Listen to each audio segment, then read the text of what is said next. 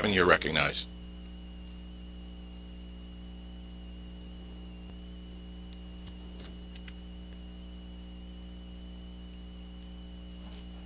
Good morning. No, hit the little button. You might have to hold it down for a second. Okay. Okay.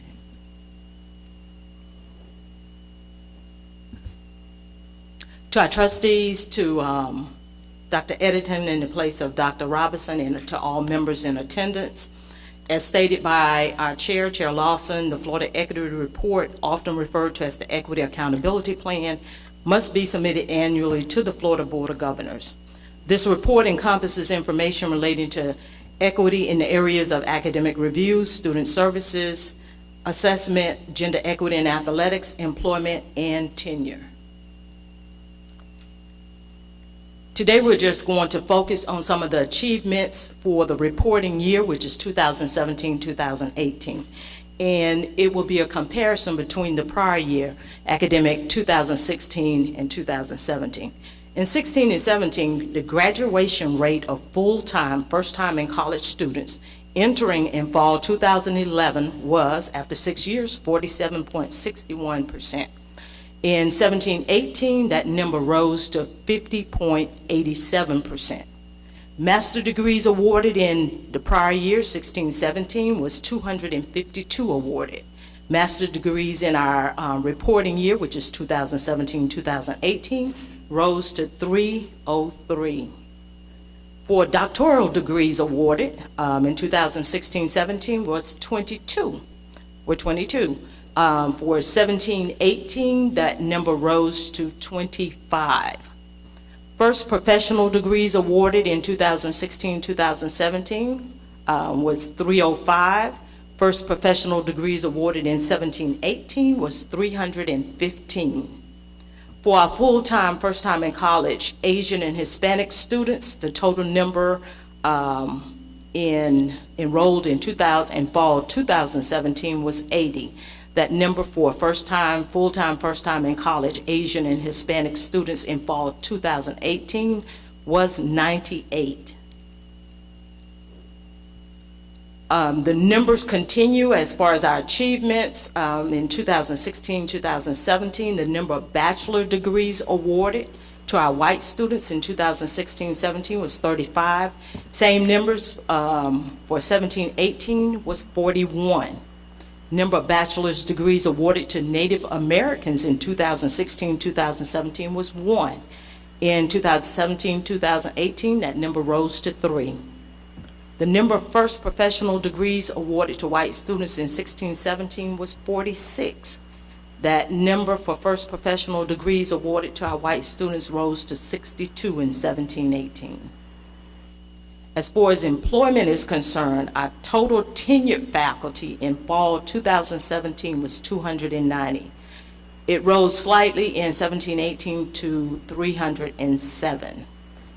Total number of non-tenure earning faculty, which primarily probably consists of my instructors, that number in fall 2017 was 144. For fall 2018, the number rose to 161 for our total non-tenure earning faculty. This is wonderful. I'm pretty proud of this. Total number of women nominated and received tenure in 16-17 was 7. In 17-18, that number was 21. For the first time, more women were awarded tenure than males. The university is committed to the strategies implemented to enhance our academic and student enrollment and employment numbers. Some of the strategies that were implemented include increasing student retention and graduation rates through enhanced student service initiatives, creating strategic partnerships with community colleges, enrolling more college-ready and honor students in high-demand degree programs at the undergraduate level, increasing the availability of online course offerings developing international partnerships and MOUs to create additional opportunities for our international students to enroll in our undergrad, graduate, and professional programs, and also increasing financial support and expanding professional development opportunities for students enrolled in graduate and professional programs. For employment, we've tried to attract and retain world-class faculty, improve faculty incentives, and invest in critical research facilities. We also have created strategies to refine our research priorities, expand our research productivity and commercialization, and build upon our contributions in outreach and extension programs. That pretty much concludes the equity report for 2019. Are there any questions? Yes, just one. Is there anything in the report that you would say that we should be concerned about that didn't come out in a positive way, that, again, that you would look at it and say, hey, here's something I think you all need to be aware of, whereby we're not moving in the right direction? Our tenure earning numbers dropped, but only slightly, I think maybe by less than maybe 10 actually, the number 10. And I think probably that may have been due to the fact that some of our tenure actually was promoted to administrative positions. In our administrative numbers, they would have been captured in the administrative numbers instead of the tenure earning numbers. Okay. And then again, we have some, unfortunately, sometimes people do not achieve tenure and they're placed on the terminal contract. Okay. Thank you, Ms. Gavin. Okay. At this point, are there any other questions for the equity report? If not, can I have a motion for approval? So moved. Second. Motion made and properly second. All those in favor, please sign by aye. Aye. Motion carries. Thank you, Ms. Gavin. Next, we have added something to the agenda that I'm looking forward to hearing about, and we've asked Trustee Morissette to give us an update on activities within the area of student government. Trustee Morissette, you're recognized. Good morning, everyone. Morning.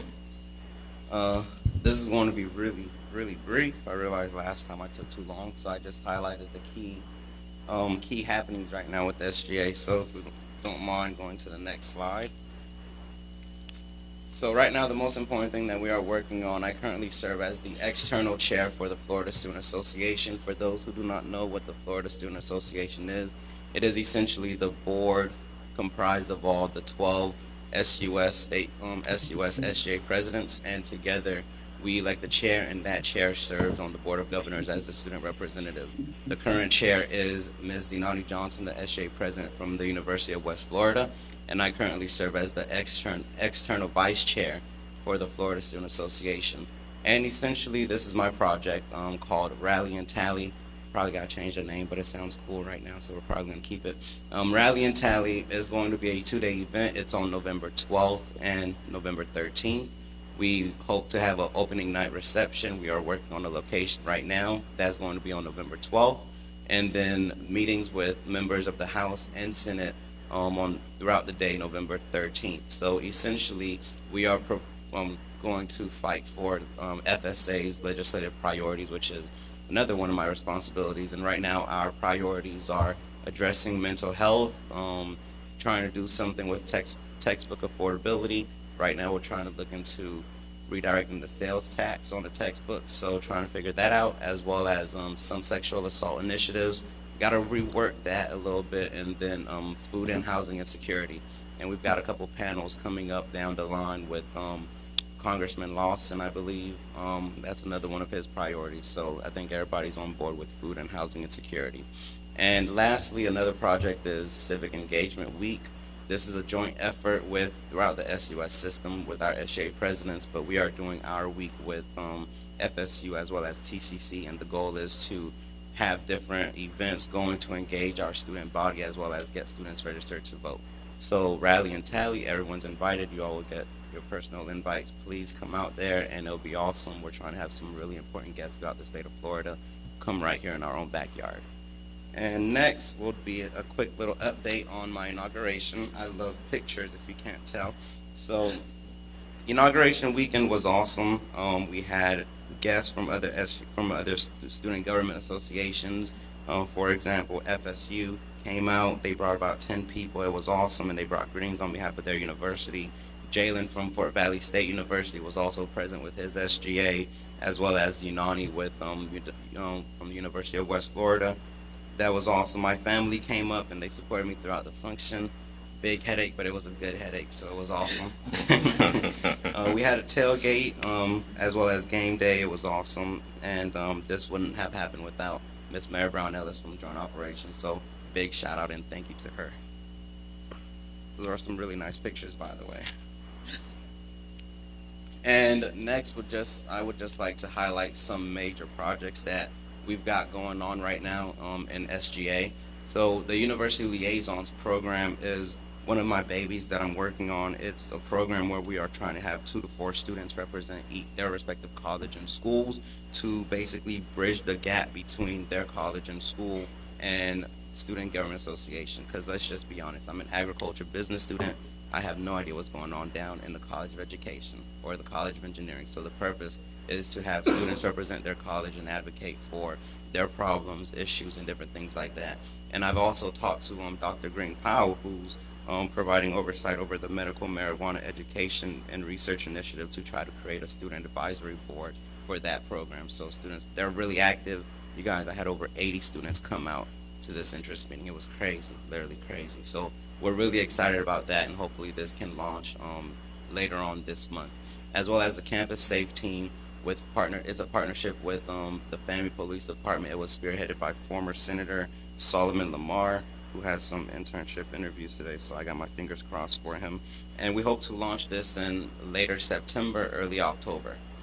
And also the Rattler Corps program. One of the things that I noticed last year when it comes down to advocating, it's one thing for our state legislators to see faculty, staff, and university support admin, but it's another thing to hear the problems from the student's perspective, right? So my goal is to create this or to expand this Rattler Corps program, because right now it's just a couple members of student leadership, but we want to extend it to students who are chasing political science degrees, right?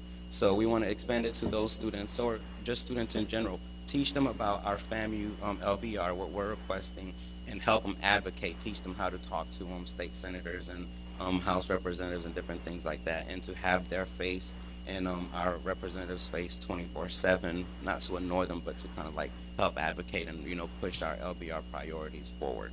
And most importantly to me, that ties right along with the student voice. I've appointed over nearly 50 students to university committees and councils just to provide a different perspective and bring a student voice to our university projects. So that's something that I'm really proud of, and our students are more than capable, and it's time that they kind of step up to the plate. And last but not least, just a couple highlights, just 2 highlights. FAMU's homecoming, yes, it's here. It's going on right after next week, September 29th through October 5th. The schedule's released online via media platforms. I believe the website is up, and now we're just waiting for the week's graphic. Some of the notable changes is the gospel concert will be on Saturday after the football game, and it's a crazy lineup. It's going to be awesome, you guys. After we beat, I think we're playing NCCU. After we demolish them on the field, we can go give our praises to God, right? And then on Wednesday, Wednesday is going to be the hip hop concert, and also we're trying to do a women's empowerment luncheon or symposium event where we'll have notable women in different industries and fields of studies, kind of like network with our students, because we haven't done that in a while. So I think it's going to be awesome for our students to get that exposure and networking opportunity. And I'm also partnering with Manhood on the Go for a scholarship luncheon we haven't determined a date yet, but we're trying to partner with them to give out student scholarships, which is always a plus for our students, myself included. And last but not least, just want to highlight the National Council for Higher Education. This is a group under the College of Education under the direction of Dr. Allison Watson. It's a graduate student organization led by Graduate Studies. And if there are members in the audience, would you please stand up? I think Ms. Deborah Lewis is there. And just want to recognize her for her hard work recently. I've known Miss Lewis for about 2 to 3 years now. Yeah, about 2 to 3 years, and every year we're always funding the graduate students to do different things. And they launched the 2019 Interactive Writing Symposium, which was a doctoral practicum, so it was pretty cool. And now later this month they're doing a statistical package too. So totally things that go above my head, but I know it's really important things. So just wanted to highlight that and give them the recognition that they deserve. And Mr. Chair, this concludes my report. Wow, you've been busy. A very good report, and thank you for that, and thank you for making the recommendation that we move that further up on the agenda as well. So we want to hear all your good news. So thank you again. Mr. Chair. Yes. I'd only say I'm really delighted with your making mental health such a priority. It's a big deal. We're just coming to recognize it in the country, and you're at the forefront. Thank you. Trustee Moore? I just wanted to say, excellent report. You certainly represent the student body well. A lot of great highlights that you pointed out. One that I thoroughly enjoyed the full report, but one on advocacy and how you're looking to make sure that other students are engaged throughout the process and the voices are heard. So you are to be commended for that. Thank you for your leadership. Thank you so much. All right, good job. All right, at this point, we will now move into our committee reports. Reporting out for Academic and Student Affairs will be Vice Chair Moore. Thank you, Mr. Chair. Mr. Chair, we conducted the meeting, of course, on yesterday. There were 3 informational items. They included 2+2 that was actually collapsed along with the financial aid debt reduction plan, hazing prevention, and licensure passenger rate. Mr. Chair, this concludes my report. Thank you, Trustee Moore. Next report out is Special Committee on Athletics, and I will actually provide the report out, but before I provide the brief report out, I'd like to thank the staff that really pulled a lot of the work together, Mr. Swaggart, Athletic Director Eason, and a number of others that worked tirelessly on getting us to a point where these facts are understandable. The highlights of yesterday were we relooked the budget that the board voted on at our retreat. We talked about that budget versus what is probably trending toward a more realistic number. We relooked at the revenue stream that we talked about. We also looked at where we think a realistic revenue stream is. And then we talked about some hard decisions that need to be made to get those 2 numbers closer in line. We talked about everything from personnel actions that needed to be taken to additional ways of genning up revenue, as well as working aggressively to rely less on foundation support. And even though within the foundation there are a couple different buckets, there's foundational support, there's NAA support, as well as boosters that all get wrapped into that foundation. So we have to make sure we call out those individual entities. But the goal of this is to close the gap with less support from the foundation / less institutional support, all with the goal of making the program more self-sufficient. There was a big question asked about a longer term strategy. The reality is right now we're working on today, and a year out, we will get to a 3 to 5 year horizon, but right now we just feel that we have pressing issues today that have to be addressed. So that concludes the Athletic Committee's report. I'd like to move to Audit and Compliance, and I'm not sure if Trustee Perry will report out for the Audit and Compliance Committee. Thank you, Mr. Chair. Yesterday, the Audit and Compliance Committee met. The committee took up 5 action items and a number of informational items. The action items that we took up, we approved the minutes from our June 5th, 2019 meeting, and we approved 3 charter documents, which consisted of the Division of Audit Charter, Office of Compliance and Ethics Charter, Audit and Compliance Committee Charter. The changes to those charter documents brought them up to date with our current organizational structure. The Chief Compliance Officer also presented her Compliance and Ethics Annual Report and the program plan for approval. These action items are included for the full board's consent agenda today.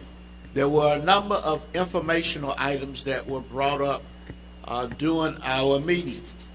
There was an update from compliance. We received an update from our Chief Compliance Officer and Ethical Officer, Calhoun, regarding the university's Code of Conduct.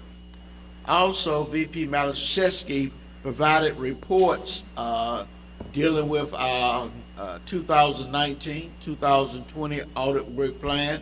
He also indicated that he expects to bring back a revised audit work plan to the committee in December for consideration based upon our workload and shifting priorities. We also were provided reports on the Division of Audit's annual report for the fiscal year 2018-2019, a report on audit follow-up status, external audit status, enterprise risk management status, and internal control framework status. Chair Lawson, this concludes our report. Thank you, Trustee Perry. Next, we will have Budget, Finance, and Facilities. Trustee Moore, you're recognized to present your committee report. Thank you, Mr. Chair. There were a total of 3 action items. They included approval of the carry-forward spending plan for fiscal year 1920, as well as approval of the Honeywell performance contract, and ending it with the approval of additional budget authority tied to the hub dining facility. There were a total of 6 information items that were taken up. I would probably draw the attention to the 3 action items that the staff and I will follow up on. They include a revision to the financial aid figure tied to our carry-forward spending plan, and also the note that we will provide quarterly reports. The second item included validation of the university's overall debt capacity and debt service, that we would provide that to go along with the Honeywell request, of which we will take up further with the full board item.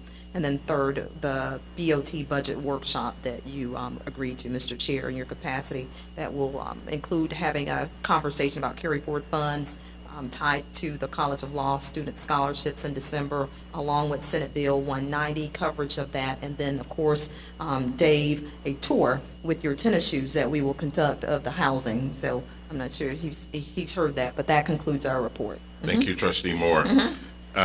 Next is a report out from the Direct Support Organization. Trustee Dortch, you are recognized to present the report. Thank you, Mr. Chairman. The DSO committee has several information items. I think they're very critical. I want to start by commending Dr. Friday Stroud and her phenomenal staff for the great work that they've done and the leadership of all of our DSO committees.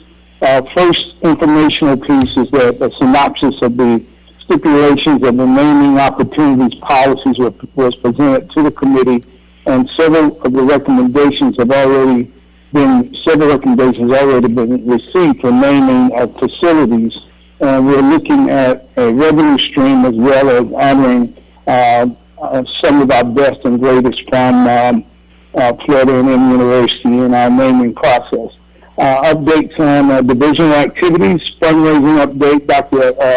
Friday Stroud presented a fundraising snapshot of Florida University's year-end fiscal year 2018-19 and current year fundraising.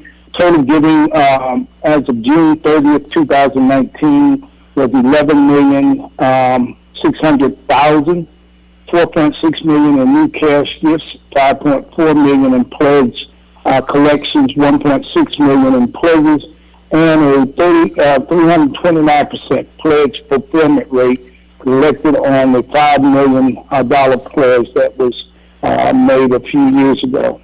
Currently, fundraising total giving as of September 17, 2019 is $1.3 million. New cash gifts total $852,000, $240,000 in new pledges, and $246,000 in pledge collections.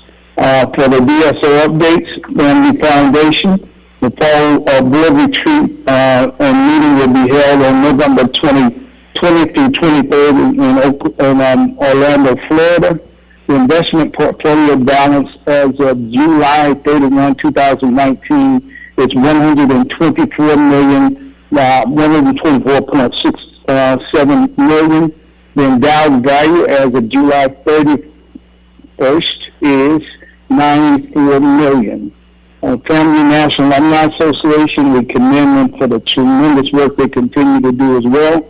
The Millennium Tour feature coach Willie Simmons, launched in June by Rattler Congressman Al Lawson Jr., Alcee Hastings, and David Scott, and other from the alumni family were involved in Washington, D.C.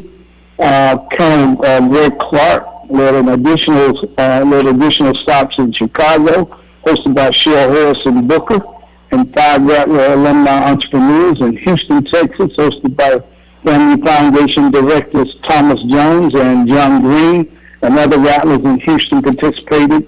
And Dallas, Texas, hosted by Rattlers in the Dallas area. More than $63,000 in cash and pledges were collected and was used to help family athletics purchase new uniforms and other needed equipment in the department. And last but certainly not least, Florida A&M University Rattler Booster Incorporated sponsored the FAMU kickoff lunch for athletics on August 17th. Over 800 in attendance, donated $30,000 to the athletic department. Nearly 300 annual dues paying members are on the books now. The endowment, the goal for the boosters in their initial start is $100,000. They have $79,000 toward that initial goal of creating a $100,000 endowment for the Booster Club. And then, of course, the annual fundraising initiatives are focused on facility enhancements, scholarships, and nutritional programs. Mr. Chairman, this concludes the report of the BSO committee. Thank you, Trustee Dorsch. Good, thorough report. At this point, we will move to Strategic Planning and Performance Measures Committee. Trustee Moore, you're recognized to present the report. Thank you, Mr. Chair. There was a total of 1 action item relative to minutes. There wasn't a quorum, so it will be carried forward. Future, there are 2 information items that were covered. They included the BOG Annual Accountability Plan, as well as a demonstration of the dashboard and scorecard. Mr. Chair, that concludes my report. Thank you, Vice Chair Moore. At this point, we will move into the consent agenda. For those of you listening in and for those of you in the audience, the following items are on the consent agenda. From audit and compliance, we have the audit charter. We also have, previous to that, we have the Board of Trustee minutes from the June 6th as well as the August 16th meeting. That's the first item on the consent agenda. The second item is the audit charter from audit and compliance. The third item is the audit and compliance committee charter.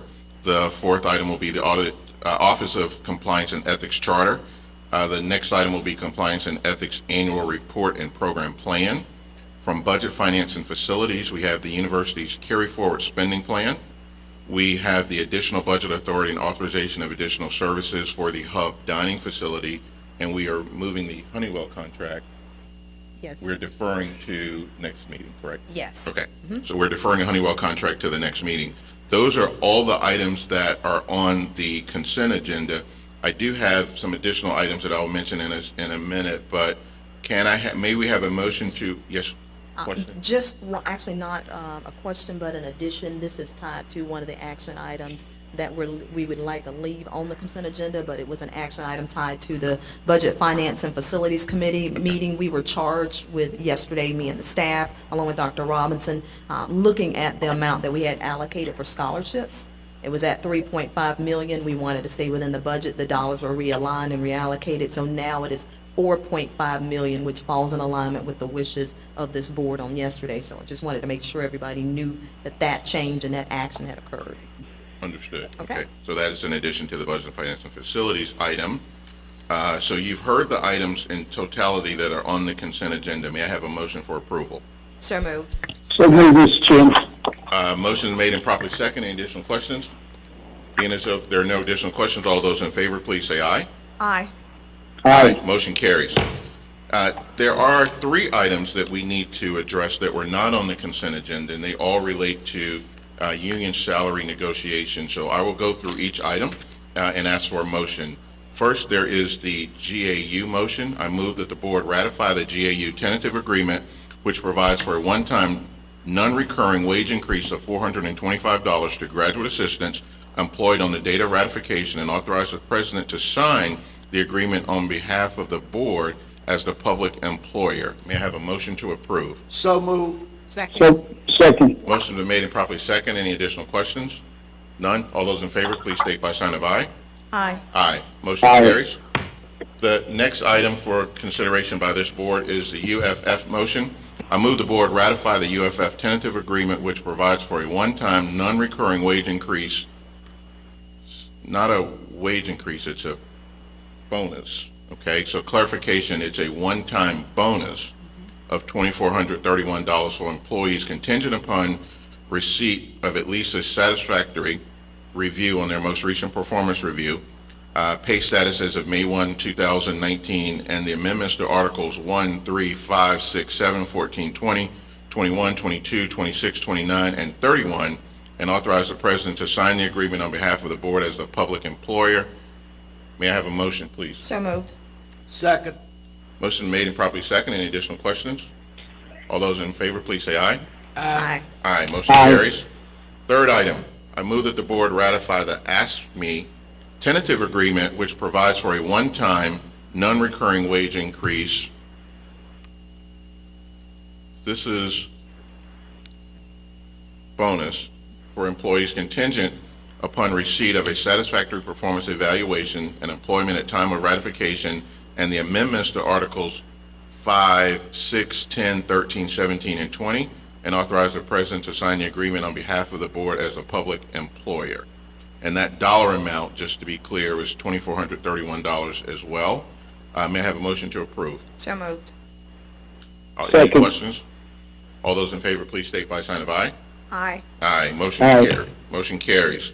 That concludes all the items from the consent agenda as well as the items that we had to discuss separately. At this point, is there any additional business to come before the body? There being none, at this point, I call this meeting to a close. Thank you.